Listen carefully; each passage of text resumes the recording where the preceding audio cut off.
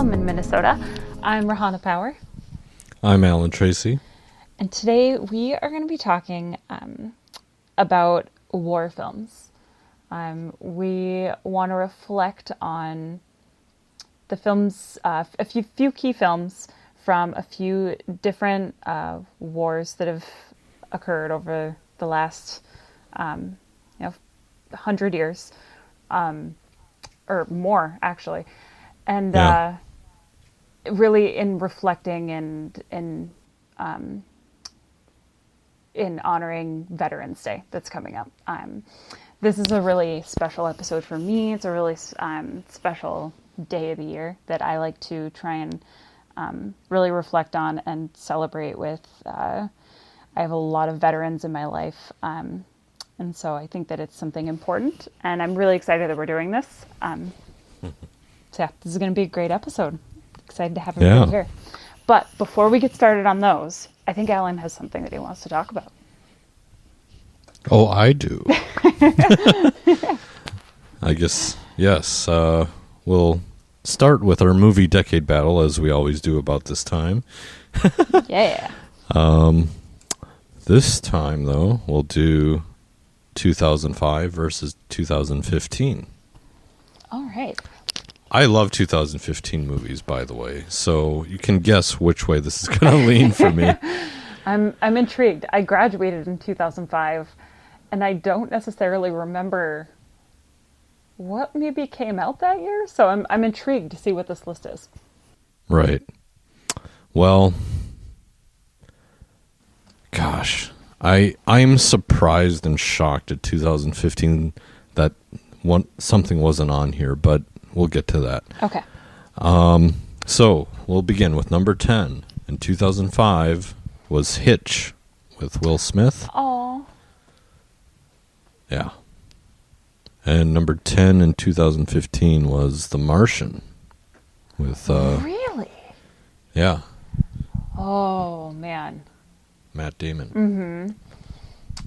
Hitch was such a fun movie. Like, it's sort of just like a heartwarming, easy flowing, like feel good movie. And again, I love Will Smith so much, but man, The Martian's so good. Like, I mean, you kind of have to go with The Martian, right? It's up to you. Would you watch The Martian or Hitch over and over too? I mean that's both. plausible. That's the thing. I will have to go with The Martian. Yeah, I will go with that. Yeah. This time around, anyway. Okay. Fair enough.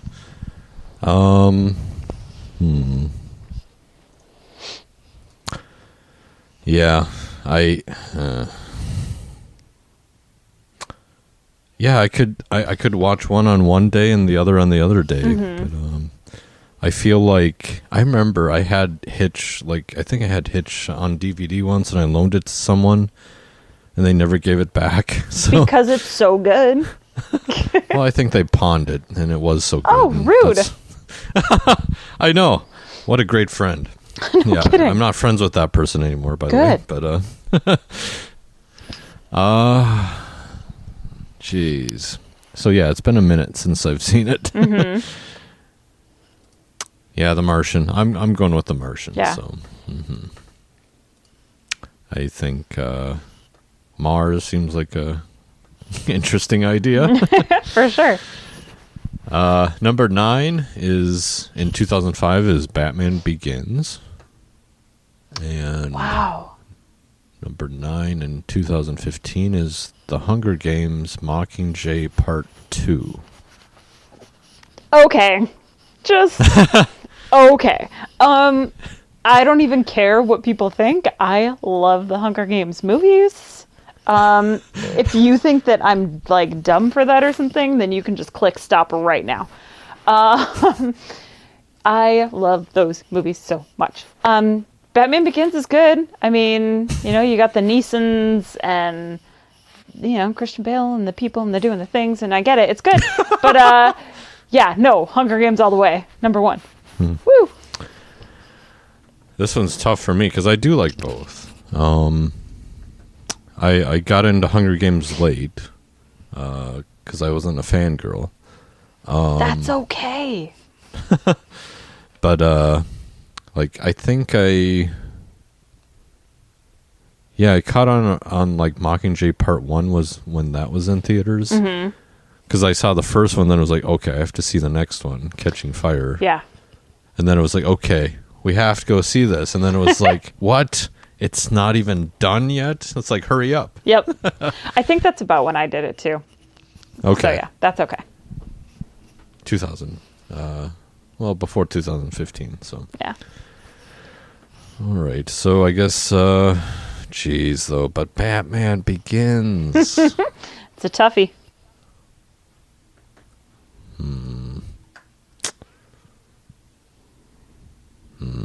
I did like Catching Fire better, though.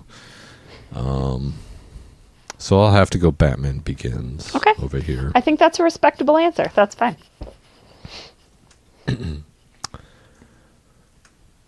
Well, okay. Yes, Batman Begins. Number 8 in 2005 was Charlie and the Chocolate Factory. Oh, you'll love this one. And number 8 in 2015 was Mission Impossible, Rogue Nation.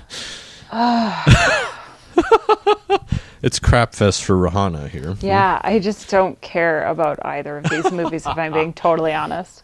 I understand that. Mm-hmm. Just... Okay. So now you have to actually choose. So I will choose. Should I go first, just so you can think about it for one more minute? Sure, yeah. I will go with Mission Impossible, Rogue Nation. Surprise. Shocker. Nobody saw that coming. I will go with Charlie and the Chocolate Factory. only because, and this is no reason to pick the movie because it has nothing to do with the movie. I think it was senior year of high school. I was in the theater production of Charlie and the Chocolate Factory, Willy Wonka and the Chocolate Factory, whatever it was. Yeah. And so I, that is a nostalgic thing for me. So I'll stretch the answer to choose that because of that, even though I actually don't care. Huh. Okay. So, yeah. Yeah. I can see that, yeah. Yeah. If you don't like your choices. Right. You have to figure out a way. Like a lot of other things this year. Yeah, exactly. It's like, can I relate with either of these in some way? Yeah. Okay, so number 7's a toughie, I think. Well, so we went from easy, not easy, but now this one will be a little tougher, I think. Okay. Number 7 in 2005 was Mr. and Mrs. Smith. And 2015, number 7 was Inside Out. Was that the Pixar one? Yeah. Okay, I never actually saw that. Uh-oh. I wanted to. Uh-oh. I thought you were an Amy Poehler fan. I love her, and we are going to be best friends someday. So, but yeah, I actually didn't even know she voiced any of the characters. You'll love it because of her. Yeah, I promise you. Now I'm going to find a way to watch it. Disney Plus, I think, right? Oh, is it really? Yeah.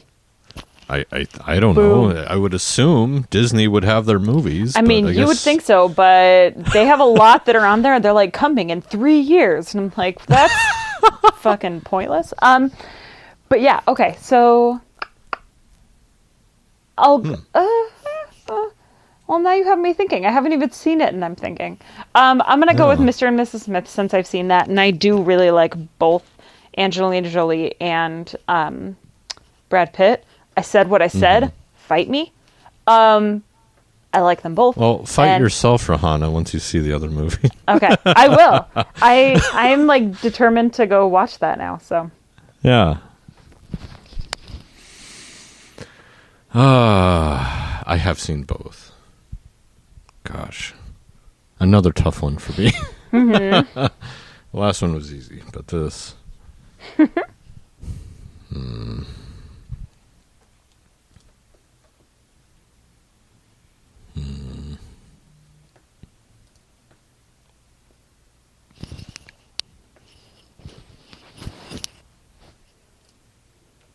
I rarely do this, but since I like you... No, I'm just... What? I'll go with Inside Out. Okay. Yeah. Cool. I rarely pick animation over live action like that, and I don't do it lightly because Mr. and Mrs. Smith was great. It was fantastic. But yeah, Inside Out was just so well done. It's that old trip, like that's what Pixar does. It's like what if toys had feelings for Toy Story? What if, robots had feelings? What if your emotions had feelings? It's like Aww. The ultimate, like, whoa. Yeah. Okay, he made me care about my feelings. It's like... Which we should all do anyway. But I mean, that's just one of those movies of 2015 that's just like, yeah, that made that year extra special. So yeah. Or one of the films. So Mm-hmm. 6 in 2005 was Madagascar. Okay. Okay. We found it. We did, found the yeah. other Madagascar. It was bound to happen. In number 6. And then number 6, oh God, it's Spectre. The James Bond marathon continues. Ooh. Yeah, Spectre, 100%. It's so good. Yeah. So good. And I mean, even if nothing else, and this isn't even one of his James Bond movies, but, you have to vote Bond. I mean, now that we've just lost the Bond. Mm-hmm. So, yeah, I'm going Bond. I agree. Yeah. We rarely agree, Rahana. We really do. I actually was expecting more out of Spectre because I anticipated so much about it that it was kind of a letdown at the end. And it was kind of weird, too. It was like, it was me the whole time. It was like, wait a minute. Yeah. What? There wasn't even a hint of you in those movies. It's like... in the movies that preceded this. So it was like, you just made this all up. Okay. But, okay, fine. Whatever. Number 5 in 2005 was King Kong. And number 5 in 2015 was Minions. Oh, wow. Those are quite different. Yeah. Different year for different types of animation too. If you think about like CG, yeah. Then of course you have like a classic like King Kong. So I'm trying to think if I saw King Kong. Like, I don't. This was the Jack Black one. Oh, did it have Adrian Brody? Yes. Okay. Yes. Yeah. Who I love, by the way. I did see Peter it. Jackson. Mm-hmm. Yep. Directed. I don't really remember anything about it except for those two were in it. Oh yeah, Naomi Watts too. Yeah. Okay.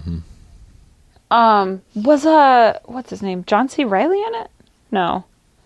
He was in the Skull Island, the more recent one. Oh, okay. Yeah. Clearly I have strong feelings about this movie. And then Minions. Yeah, I'll go Minions. Again, I don't really care either way, but yeah. Yeah. Actually, I don't even think I saw the Minions movie either. Yeah, I don't care. But you like Minions, right? I do, yeah, so we'll go with it. Okay. I actually will go with King Kong, just to disagree with you. Naturally. Of course. But again, Minions was okay. Again, it wasn't as funny as the other Despicable Me ones, in my opinion. But I did like King Kong a lot mainly because of the character that Jack Black plays, which is like a struggling filmmaker, and I can relates so hard on that. So even when you place it in a different time, it's like you're out on your luck, and then suddenly someone you see just inspires you to make a movie around them. It's just like that's kind of how it goes sometimes. So yeah.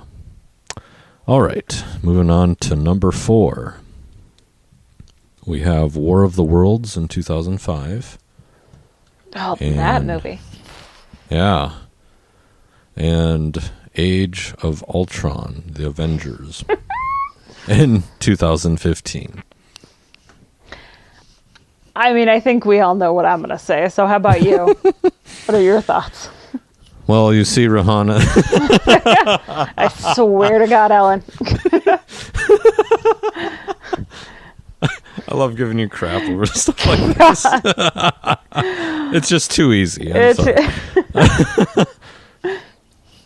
I actually didn't mind War of the Worlds. I mean, it was kind of I mean, if you think of, I actually listened to the old radio broadcast last, like, December recently. Oh, really? Yeah, so it was like I actually listened back to it on YouTube. But it's much different than the film.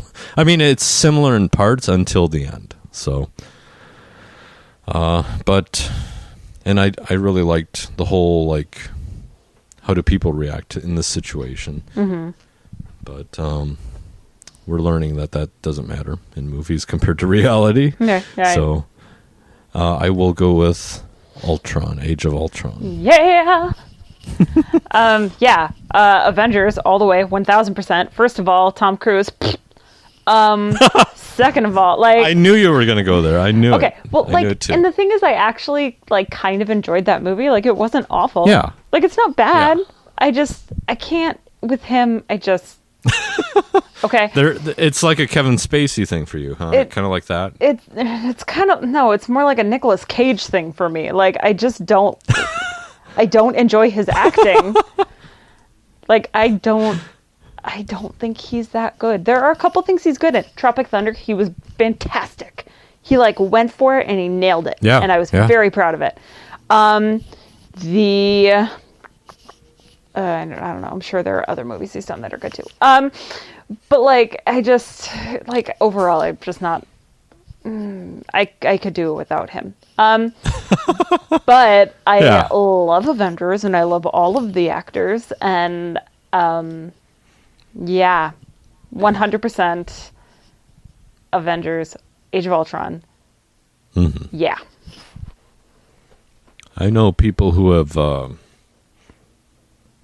I think they saw, like, Infinity War, all those, and Endgame, but never saw Ultron or the one before that. It's just like, well, then it's not even going to fully make sense. I know.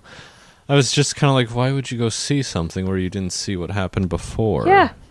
I mean, it's You've not like... You've had several years to watch it before 2018 when we just brought that one up, and last time. Yeah, and it's like...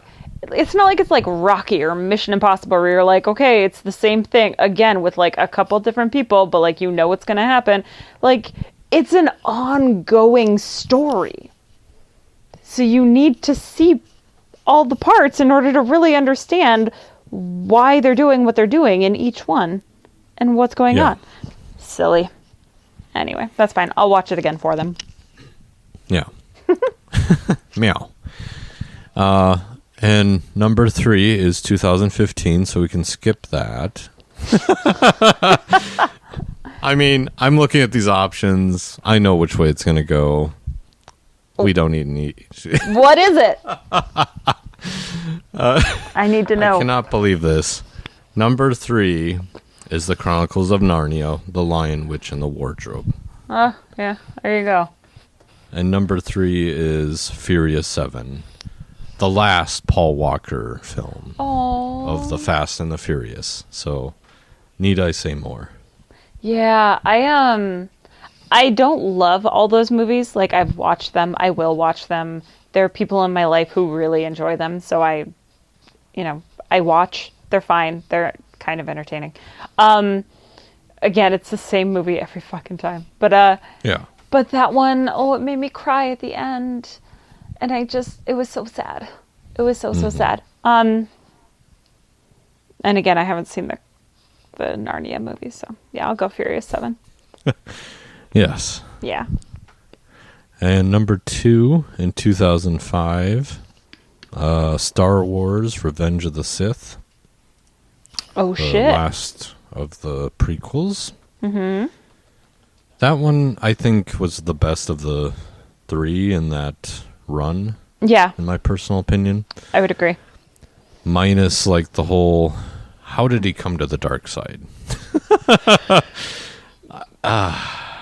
Yeah. That was it. Yeah. I mean, anyways, and number 2 in 2015 was Jurassic World. Oh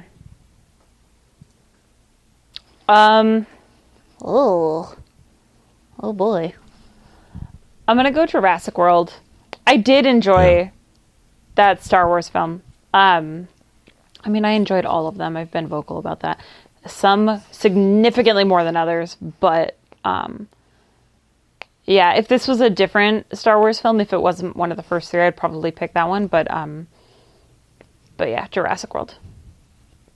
Okay, I agree. Jurassic World. Yeah. It's so number good. 1 in 2005 was Harry Potter and the Goblet of Fire. Yeah, man. And then 2015 is Star Wars again. The Force Awakens. Oh, what? So Star Wars existed in these 2 decades. These, a decade apart. Yeah. So since the last prequel to when they restarted it, 10 years passed. Oof. Interesting. No kidding. Force Awakens.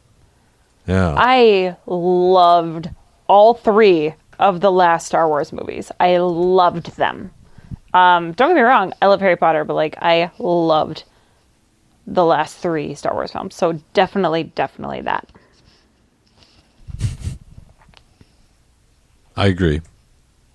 Star Wars: The Force Awakens will clinch it for 2015. Yeah.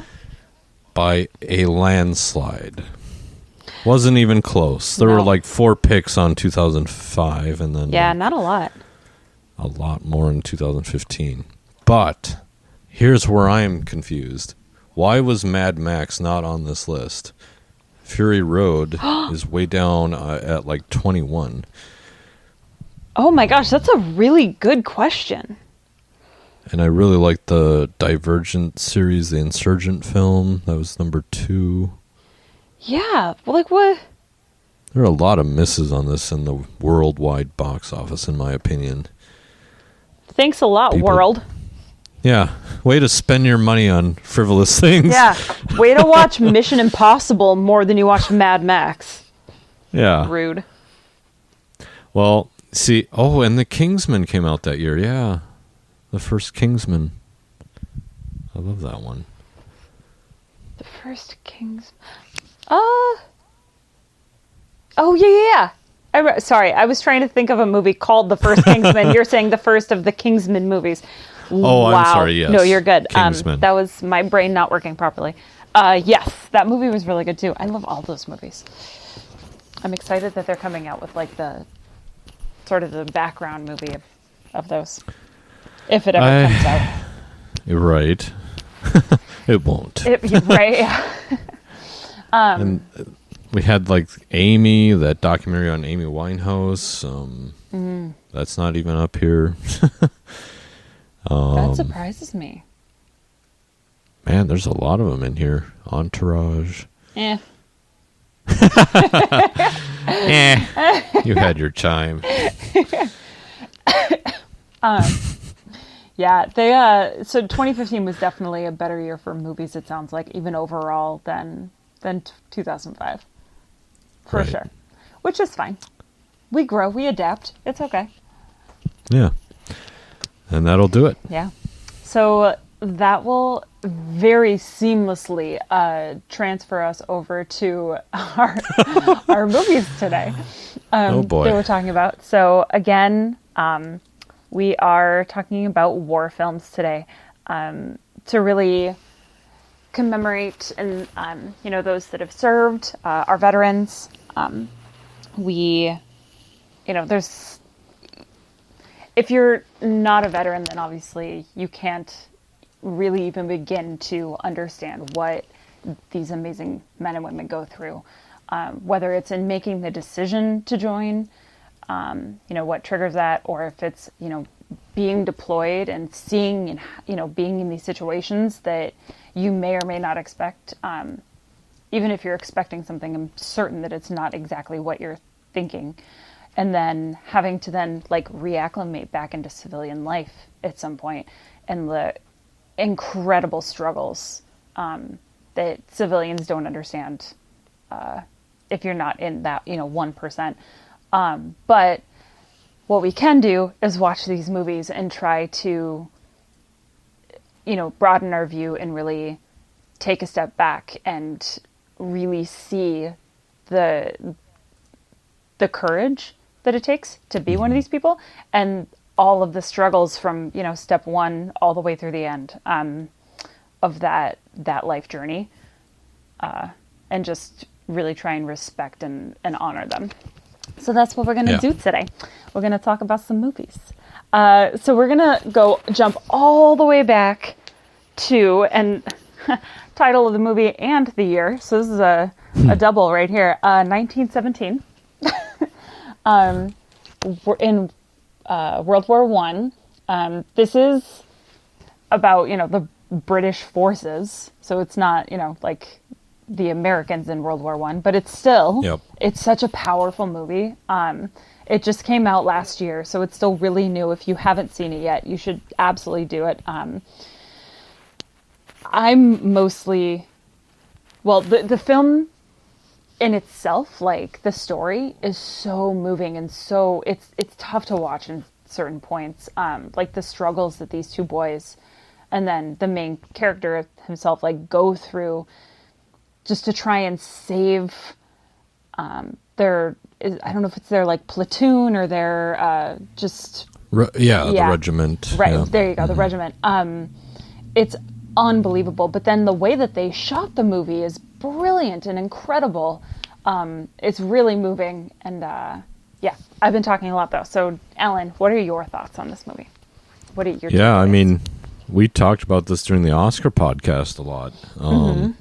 1917 and Sam Mendes, and just the immersive state of this film with the way it was shot, seemingly as not as one take, but several long shots seemingly, just well blocked out and well thought out of how would you go about this journey, following the soldier. So Lance Corporal.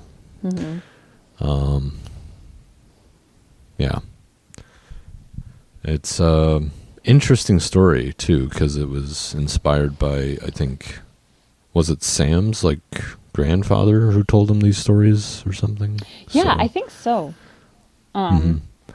Which is, I'm sure also it brought an extra level of, personal touch from him. Yeah. And the idea that you're trying to stop them from walking into a trap. And at those times, for those of you who haven't seen movies I guess this was before World War II, obviously. But things that the Germans did were very sneaky, very smart, and calculated. So it wasn't easy to fight the Germans in this time. So yeah. And I know that it's shot in a way that it makes it look like it's just one single shot, which it's not. But right. It is shot basically in one track.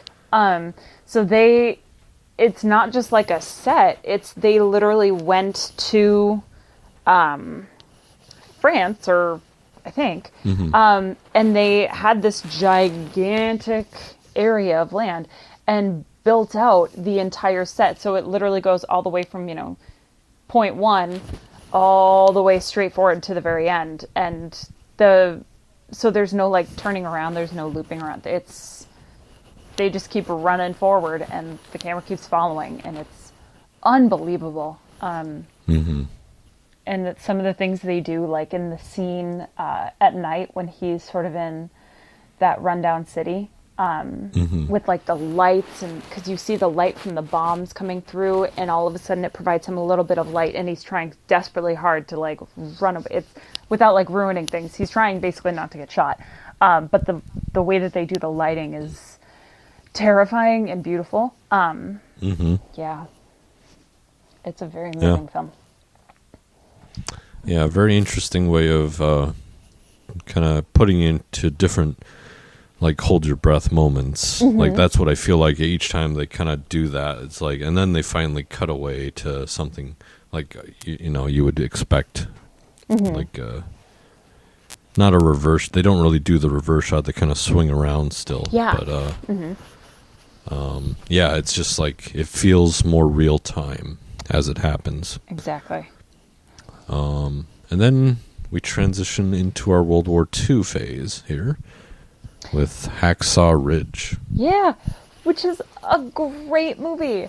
Okay, well, honestly, I'm going to say that about all these films because I love war movies. They make me cry, every single one. But this one is just, Andrew Garfield? Yeah, Andrew Garfield, like, warms my heart in this movie because this is, I think, a really good depiction of someone who wants to serve his country. He wants to help people. Like, he's literally going to war to save people. Like, he's, trying to be the medic. And that's all that he wants to do is he just wants to help people. He wants to serve people. He wants to, like, be the man he's supposed to be. But because when he was little, he almost accidentally killed his brother while they were just messing around. And his family was very, like, religious. It's a very religious upbringing, like, town, all of that. And it literally scared the shit out of him. And so at that point, he, like, made a vow to himself and to God and everything. And when he joins, he refuses to touch a gun. Like, I'm not going to train with it. I'm not touching it. I'm not picking it up. Almost gets arrested, basically. Like, he's taken to court within the military. Court-martialed. Yeah, thank you. And, at the last second, spoiler alert, this is from, 2016. So if you haven't seen it, just do it. But, like, he gets court-martialed, almost gets arrested. It's a whole thing, all because he won't touch a gun. He won't kill someone. Yeah, basically. Exactly. And he's a conscientious objector. Yeah. So, yeah, he refuses to kill, like, anyone. So, and that's what he does. He goes into war without a weapon, basically. So he won't kill people. So. Yeah, and he, like, the men that he's there with, like, basically tell him, like, we're not going to be able to, we have to save each other because we actually have each other's backs, but you don't have our backs, so you're on your own. Right. And he ends up being the one to save so many lives. Right. And it's just so moving. And it's yeah. Yeah. Yeah, it's when I was watching the film, I'm like, he's not going to make it. Right? It's like, really? You're not going to fire a single shot? And yeah, it's there are some really terrifying, like you had said earlier, like, hold your breath moments in that one too. Where you're just like, oh my God, they're about to catch him or something's about to happen. Like, there's no way he makes it out of there like this. Like, on top of the fact that he's exhausted and he's the only one, like, doing this. Like, he saved, what was it, 75 soldiers. 75 lives. Like, just him being this courageous badass. Yeah. It was incredible. So I think that was it's just a really cool look at, a type of soldier that maybe you don't necessarily see every day, and maybe it probably isn't common. So it was just a really sweet outlook on another soldier story. Yeah, and it was nominated, and it did win the Oscar for 2 categories, film editing and sound mixing. So, nice. Yeah. So, well deserved. if not that, then you can at least see maybe technical reasons why. Absolutely. Up next, we have We Were Soldiers. And this is about the Vietnam War, the first major battle in the Vietnam War. I had never seen this one before. So I watched it this week, and shocker, I cried a couple times. It God, yeah, it's a moving piece for sure. It is. Like seeing the range of emotion that these men go through, like not knowing, not expecting what is coming for them, or what they're like about to be dropped into. And then there are so many points where,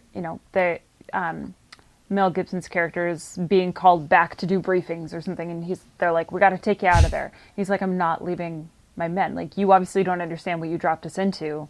I'm not leaving. Yeah. Like, not only that, and then there's another point where one of the soldiers is like, yeah, no, I think John Hamm's character was like, yeah, they want to come and pick us up to bring us back and drop in new troops. And he was like, they can't do that. Like, that's not possible. They obviously don't understand what this is. Because this is, it was obviously not what they expected. And that type of war was not something that they were prepared for. And man, it was heart-wrenching. Yeah. So it's we'll kind of spoil a bit here because it's been 18 years. Yeah. Again, if you haven't seen it yet. Yeah. So yeah, definitely go see this one. But definitely it kind of has that not 90s, but at first it seems very not PG, but like the first 30 minutes is kind of the preparation before the war, and then finally the announcement comes, we're going to war, when Johnson declares war, and it's just like, yeah, okay, this is happening now, and they kind of cover the bases, like the we get like they kind of touch on the civil rights era movement going on then too, with like the one black soldier, and I thought that was interesting too. They kind of snuck that in there. Yeah. Like there's more things going on than the war. There's right at this time, and just seeing the back home element kind of juxtaposed with the war element going on, about to go on. Right. That no one really realized how bad this would be. So yeah. Yeah. But I thought, like, when I watched, like, Mel Gibson's character kind of go through everything here, it's just like, well, he was a man of his word, at least, this character. And I thought it was, oh, gosh. Sam Elliott's character, I have to bring this up.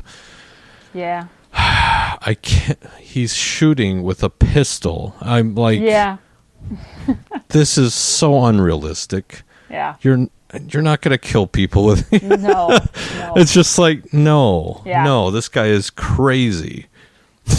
He was kind of a crazy person, though. Like that. Yeah, character, this character was like completely made up. Yeah. But I get it. This is a movie. Right. This character kind of takes out of it a second. Yeah. He's like Mr. Tough Guy, so. He definitely. And I know Greg Kinnear is in this, Rohanna, but. That's okay. No, it's okay. He did a good job. Yeah. I actually liked him in this movie. Yeah. Yeah, I liked Me too. his role. Yeah. Like when he jumped out of the chopper because he was like about to be sick and he starts throwing up, and then Yeah. the one guy comes at him and he loses it, and he literally points his gun at him and he's just like, if I ever see you again, I'm gonna kill you. Like, get out of my face. Like, you just feel that emotion and like what he's going through and what those other men that are in it are going through, and it's like you can't. And then you and I had talked about this earlier. Like, this was, the first war that they had really highly, I don't know if it's the first one, but it was very highly politicized. So like in there, one of the characters, Barry Pepper, is a reporter, and he just shows up and they're like, what are you doing here? And he was like, oh, I'm a reporter. I'm going to take some pictures. I'm just going to be around. I won't be in the way. And in the end of it, he's fucked up. Like, his life is completely changed from that point, because not only is he in it with all these other men, he was not trained to be there. Like, he's not trained to be in that type of situation at all, and that is obviously not what he expected as well. And then all of a sudden at the end, they win this one battle, and this chopper lands, and all of these reporters come flooding out and just come roaring over to him and then to Mel Gibson's character. And they're both like, they can't speak. They can't think. They're both about to just break down. They just lost so many men. And it's such a heartbreaking moment for them. And all these reporters just like, what happened? How do you feel? What's going on? Do you think you did okay? Like, as if, like you had said it earlier, as if it's like, after the game, and they're just like, hey, LeBron, how'd that go for you? Like, yeah, what? The post-game wrap-up. Yeah, like, no, I was infuriated when I saw that part. I was like, how dare these people just think that everything's fine and they can just run up and, like, get the scoop. Like, this is awful. Like, when you mentioned Greg Kinnear's, like, after day one of Vietnam. Yeah. Can you imagine, I loved his line, like, you have the guts to face me, but not them, Exactly. It's just like, and that was a great, I love that. Yeah. I love that moment with him. 100%. And then, like, when another heart-wrenching bit or piece of that is in the end when, it's showing the men who are able to go home. Some of them go home to their wives, some of them go home to like their parents or something. And then there's the men who go home and they're just walking through the airport and they have no one. No one is there to see them. No one cares that they're back. They're together. They're wounded. And like, there's this family, a mom and two little kids walking towards them on the other side of the like hallway or whatever. And the, like the little boy kind of leans over and like kind of takes a couple steps towards them, interested, like, who are these people? Why are they hurt? What's going on? And the mom like pulls him back, like, no, you can't, like, don't be by them. They're awful people. And it just, it broke my damn heart so hard. Wow. And that's such a subtle part of the epilogue, I suppose. Yeah. Because that's what so many of them came back to, or even people, who had been protesting the war, that and then turned that on to, we're protesting you. You're awful for doing this. After they had, how many of them didn't even want to be there? And then they were, and they went through all these things and lost all these friends, and they're literally there to try and protect each other. That's it. Like, they just want to make sure that their friends come home. And then they don't. And then they come home to that. And it's just rips my heart out. Have you ever? Yeah, at the end, they show the memorial, Vietnam Veterans Memorial in D.C. Have you ever been there? Yeah, I just went to D.C. This time last year, actually, and we spent a day and scootered around the city and saw. I had been there once before in high school for like our senior trip, but then we went back and went to all those places, and it's incredibly moving. Yeah. Yeah, it's quite a wall of names. Yeah. Just how many people were lost in that war. Yeah. It's unreal. Yeah. and really heartbreaking. Yeah. So we're gonna kind of jump time quite a bit here. So we're skipping a good, a few decades here, and we are moving to the 2000s. Pretty early in the 2000s, I believe. This really starts in like 2001. Well, like 1998, and then kicks off in 2001 with American Sniper, which is Tell us more. Yeah, it's a story about Chris Kyle, who was a real human being. He was known as the deadliest marksman in the U.S. military history. He had 255 kills from 4 tours in Iraq, in the Iraq War. And he, so he went, kind of rewinding, he joined after 9/11. Wasn't going to do that. I think he was wanting to be like a cowboy or something, like a rodeo cowboy. That was sort of his dream. And then he saw, or maybe it wasn't 9/11. Was it the U.S. Embassy bombings in 98? That's what it was. He enlists in the Navy. He becomes a U.S. Navy SEAL. He's a sniper. And then he was sent to Iraq after 9/11. That's what it was. And it really goes through his experiences, not only as he's deployed each time, and how, these moments while you're there are so difficult. But at the same time, you're there to protect your men. You're there to serve, the country in the best way that you're able to. But then as he, he becomes so good at this, like this is clearly what he's, meant to do. And he's excellent at it. And it makes it even harder every time he comes home. And they really show that struggle between him and his wife and his children and his PTSD while he's home. And right. The fact that, even though his wife understands that he's there and why he's doing what he's doing and all this stuff, again, it's one of those things where if you're not there, you can't really understand what that's like, which is right. heartbreaking for someone when you want to help the person that you love. This person is so important in your life. So it really tells the story about him. And then when he gets back the last time, he's struggling severely with a lot of different ways to adjust back to civilian life. And the VA, he's talking to the lady, I think at the VA or somebody in the VA, and they get him to, help out with some other severely wounded veterans that come into the hospital. So that's what he starts doing. And he's good at it, and it gives him this sense of purpose to help the people that he can actually relate to and everything, hoping to help them the way that he had needed help. And unfortunately, when he is with one of the veterans that he was trying to help, they had gone to a shooting range and they were bonding, and that man also suffered from extreme PTSD and killed him. And so it's telling his story. Bawled my eyes out. Right. Yeah. Yeah, quite the film. It's a good watch, though. It's definitely a good watch. Mm-hmm.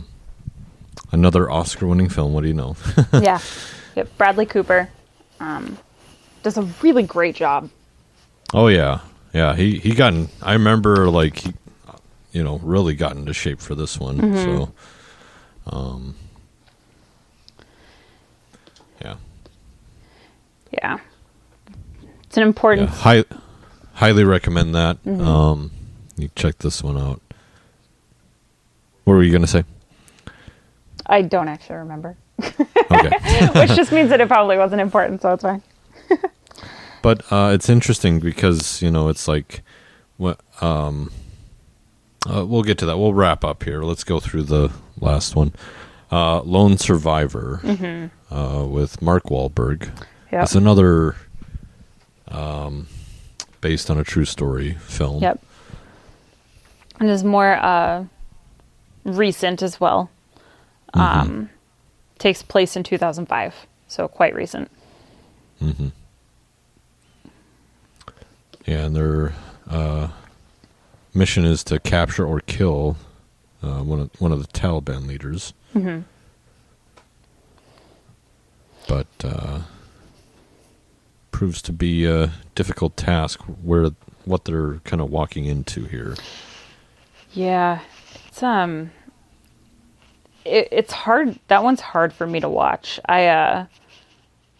We had talked about it earlier, but I actually had to stay in the theater for like an extra 5 minutes after everyone's out and lights are on and credits are done because I was heave crying. It's hard. Cause yeah, that's what they were there to do. But then, they lose their comms because they're in the mountains. Mm-hmm. God. And then, they just happen to be these goat herders just happen to run into them on the mountain. And so they literally, right. They're stuck with this decision, we can let them go. They detain them, but they're we can let them go, which is the right thing to do. But they are 100% going to go down the mountain and tell the Taliban where we are. We're done if that happens. Or, we can kill them, but that's not the right thing to do. But then we can make it out of here. What do we do? And they were split, and they let them go. Yeah. And, what they had feared was going to happen happened. And only one of them survived. Spoiler alert. Lone survivor. Yeah. It's not Ben Foster. It's not. And I love Ben Foster so much. He's do one of too. my favorites. Oh, that part just stabbed me in the heart. It killed me. God. Yeah, I think I've blocked the rest of the movie out of my memory because I remember it was really well done as a war film. Yes. I remember watching it thinking wow, this is done really well. They thought about a lot of things here in the battle sequences. Yeah. Well, and I think much like most of them. Yeah. Marcus Luttrell, who is the guy that actually survived this. So he wrote the book and then they made the movie based on it. I think he had something to do with maybe even casting, but he had everything to do with making the film too. And so him and Mark Wahlberg, that's who he played, went through and he made sure that Marcus Luttrell was okay with everything and is this accurate? What are we doing? What did you do? What would you have done? All that kind of stuff to try and make it as realistic as possible, which right. I think is really great. Yeah. Yeah. And I mean, all these films kind of have that, what do you call it? Kind of the 3-act structure really well put together pretty much.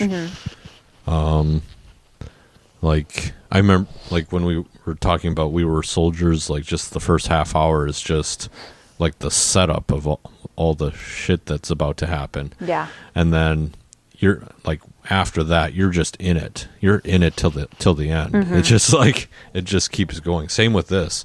It was just it was just a full on battle until until almost no one survived basically. So Right. And really, he survived because one of the villagers helped him. Yeah. Who, the Taliban had been terrorizing. And right. And they didn't want that. They knew that, they want the Taliban out. They're not part of an extremist group. It's kind of if here a militia were to take over your town or something. Yes. So it's we need to get help. Yeah. And Marcus Luttrell and I think it says this at the end of the film too, where it's because it goes through the pictures of the actual men, the 4 men and everything, and that's what really amps up the Heave crying. But then it also talks about how he is still friends with the villager, the main guy that like helps him and saves his life, basically. Right. Which is awesome. Like I can imagine that's, this Right. lifelong connection that you just can't ever really understand unless you're in it. But like, I think it's fantastic. He literally, he saved his life. Yeah. It's just, So, that's amazing because of some, I think it was was it a treaty or something they set up with, like, if you find a soldier behind lines like that or something, you have to let us know, or... Yeah, it's... I forget the exact thing. So it was the Pashtun, and I may not be saying that right, villagers, and it's a code of honor that they have called, and I will probably say this wrong, Pashtunwali. And the actual definition here is, it says it's a traditional lifestyle of the people, also called the Pathan people, and it's interpreted as being the code of life. So it's like their code of honor. Which is really the reason that they agreed to help him. Right. Wow. Yeah. It's pretty unbelievable. Right. Very powerful film. Like you said, it's the way that they shot it, and it was just really well done. Right. I remember when I was once in LA, I met one of the producers from this film. It was kind of funny. I told him right before we took a picture that it was like, I loved Lone Survivor. So oh, wow. He liked that. So I believe it. Yeah. That's awesome. Yeah. Yeah. So these are, kind of our shout out to our veterans here. Yeah. Thank you for doing what you do, have done. We will never understand, but we appreciate you and the courage that you've had. Right. Yeah. Yeah. Thank you for your service, and thank you. Yeah. Just knowing that our freedom isn't really free, and I like that movies can at least reflect some of that here, that what they do so that we can do what we do, for like films and such. So, comes at a cost. Exactly. So. Well, that does it for this edition of Film in Minnesota, and we'll see you guys on the next one.